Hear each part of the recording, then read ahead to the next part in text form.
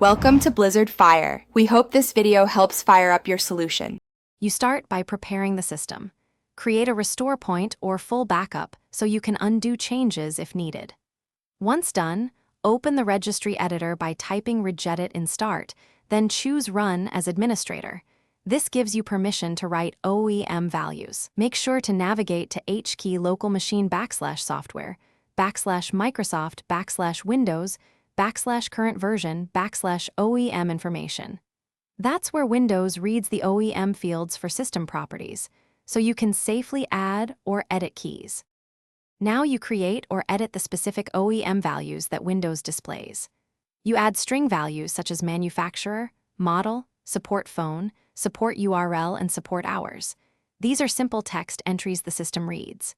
For the OEM logo, create a string named logo and point it to a 120x120 BMP file stored in C, /Windows /System32 so permissions are correct. Make sure keys are spelled exactly, otherwise Windows will ignore them.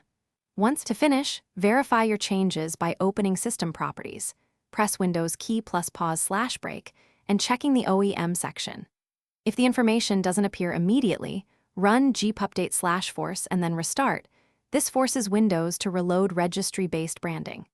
If it still fails, make sure the registry value names are exact.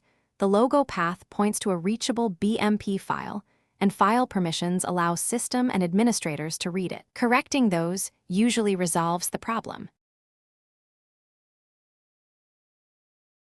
Thanks for watching. If you found this helpful, don't forget to like and subscribe.